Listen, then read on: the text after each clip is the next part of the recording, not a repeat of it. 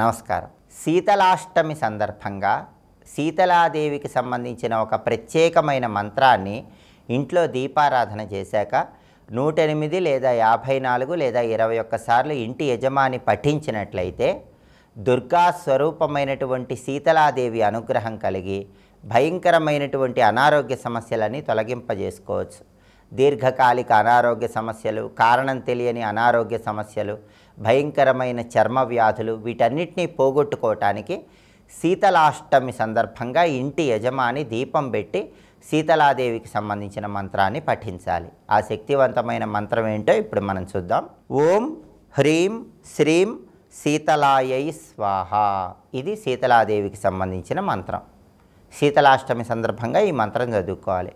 అలాగే దధ్యోజనం కానీ దోసపండు కానీ శీతలాదేవిని స్మరించుకుంటూ ఇంట్లో నైవేద్యంగా సమర్పించాలి. ఇలా చేసినట్లయితే శీతలాదేవి సంపూర్ణమైన అనుగ్రహం కలుగుతుంది. అనారోగ్యాల నుంచి సులభంగా బయటపడవచ్చు. అలాగే శనివారం సందర్భంగా కలియుగ ప్రత్యక్ష దైవమైనటువంటి వెంకటేశ్వర స్వామి అనుగ్రహం సంపూర్ణంగా కలగటానికి వెంకటేశ్వర స్వామికి ముడుపు కట్టేటప్పుడు కొన్ని ప్రత్యేకమైన విధి విధానాలతో ముడుపు కట్టాలి. ఎప్పుడైనా మనస్సులో మనకి ఒక కోరిక ఉన్నట్లయితే ఆ కోరిక తొందరగా నెరవేరటానికి, లేదా ఏదైనా పెద్ద కష్టం వచ్చినప్పుడు ఆ కష్టం నుంచి తొందరగా బయటపడటానికి వెంకటేశ్వర స్వామికి ముడుపు కట్టుకుంటూ ఉంటాం. అయితే చాలామంది వెంకటేశ్వర స్వామికి ముడుపు కట్టేటప్పుడు కొన్ని నియమాలు పాటించకుండా సాధారణంగా ముడుపు కడుతూ ఉంటారు. ప్రత్యేకమైన నియమాలు పాటిస్తూ వెంకటేశ్వర స్వామికి ముడుపు కట్టుకున్నట్లయితే ఆ ముడుపు వల్ల సంపూర్ణమైన ప్రయోజనం చేకూరుతుంది. వెంకటేశ్వర స్వామి అనుగ్రహం చాలా సులభంగా కలుగుతుందని ప్రామాణిక గ్రంథాల్లో చెప్పారు. వెంకటేశ్వర స్వామికి ముడుపు ఎలా కట్టుకోవాలంటే ముందుగా ఒక కొత్త తెల్లటి వస్త్రాన్ని తీసుకోవాలి. ఆ తర్వాత ఒక గిన్నెలో కొద్దిగా గంధము, కొంచెం పసుపు, కొద్దిగా పచ్చకర్పూరము వేసి దానిలో నీళ్లు పోసి ఈ కొత్త తెల్లటి వస్త్రాన్ని ఆ నీళ్ళలో ముంచాలి. ఆ నీళ్ళలో ముంచిన తర్వాత ఈ వస్త్రాన్ని ఆరవేయాలి.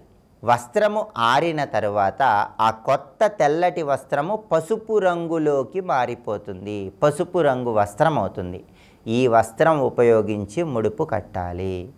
పూజా మందిరంలో ఈ వస్త్రం ఉంచి ఆ వస్త్రానికి 4 మూలల 4 కుంకుమ బొట్లు పెట్టాలి. వస్త్రం మధ్యలో కూడా కుంకుమ బొట్టు పెట్టాలి. వస్త్రం మధ్యలో తిరునామం, వెంకటేశ్వర స్వామి వారి నామాన్ని కుంకుమతో తీర్చిదిద్దాలి. ఇప్పుడు నామం మీద 7 ఎండు ఖర్జూరాలు ఉంచాలి, 7 లవంగాలు ఉంచాలి, 7 యాలకులు ఉంచాలి. 7 అనే అంకెకున్న ప్రాధాన్యత ఏంటంటే ఆయన 7 కొండల స్వామి కాబట్టి 7 ఎండు ఖర్జూరాలు, 7 లవంగాలు, 7 యాలకులు ముడుపు కట్టేటటువంటి వస్త్రంలో ఉంచాలి. అలాగే వెంకటేశ్వర స్వామికి తులసి దళాలంటే చాలా ప్రీతిపాత్రం కాబట్టి ముడుపు కట్టే వస్త్రంలో ఒక తులసి దళం ఉంచాలి. ఆ తర్వాత కొద్దిగా పసుపు, కుంకుమ, అక్షింతలు వేసి రూపాయి నాణ్యాలు కొన్ని ఆ వస్త్రంలో ఉంచాలి.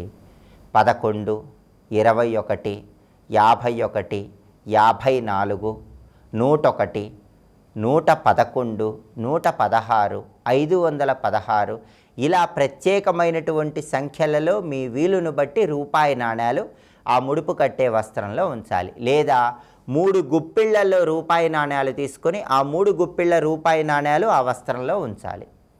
అలా ఉంచిన తర్వాత ఆ వస్త్రాన్ని 3 ముళ్ళు వేయాలి. అంటే 3 చోట్ల ముళ్ళు వేస్తూ మూటగట్టాలి. ఒక్కొక్క ముడి వేస్తూ వెంకటేశ్వర నామాన్ని మనస్సులో స్మరించుకోవాలి. మీ మనస్సులో ఉన్న కోరిక చెప్పుకోవాలి. అలా 3 చోట్ల ముళ్ళు వేసి ముడుపు కట్టిన తర్వాత ఆ మూటకి మళ్ళీ పసుపు రాసి కుంకుమ బొట్లు పెట్టి ఆ మూట మీద వెంకటేశ్వర స్వామి నామాన్ని మళ్ళీ కుంకుమతో తీర్చిదిద్దాలి. ఇలా ప్రత్యేకమైన నియమాలు పాటిస్తూ వెంకటేశ్వర స్వామికి ముడుపు కట్టాలి. అలా ముడుపు కట్టిన తర్వాత ఆ మూటను పూజా మందిరంలో ఒక పళ్ళెల్లో ఉంచి ఆ మూటకి పుష్పాలతో పూజ చేసి అగరబత్తులు చూపించి ధూపం వేసి మూట దగ్గర బెల్లం ముక్క నైవేద్యం పెట్టాలి. ఆ మూట దగ్గర వీలైతే వెంకటేశ్వర అష్టోత్తర శతనామావళి, గోవిందనామాలు పఠించాలి. అలా చదివిన తర్వాత హారతిచ్చి బెల్లం ముక్క నైవేద్యం పెట్టాలి. మీ మనస్సులో ఉన్న కోరిక నెరవేరే వరకు లేదా మీకున్నటువంటి కష్టం తొలగిపోయే వరకు ప్రతిరోజు కూడా మీరు పూజ చేసుకునేటప్పుడు ఆ మూటకి అగరబత్తులు చూపించడం, ధూపం వేయటం చేస్తూ ఉండాలి. మీ మనసులో కోరిక నెరవేరాక లేదా మీకున్న పెద్ద కష్టం తొలగిపోయిన తర్వాత ఆ మూటని వెంకటేశ్వర స్వామి చిత్రపటం వెనుక భాగంలో ఉంచాలి. అప్పటి వరకు మాత్రం చిత్రపటం ముందు భాగంలోనే ఉంచాలి.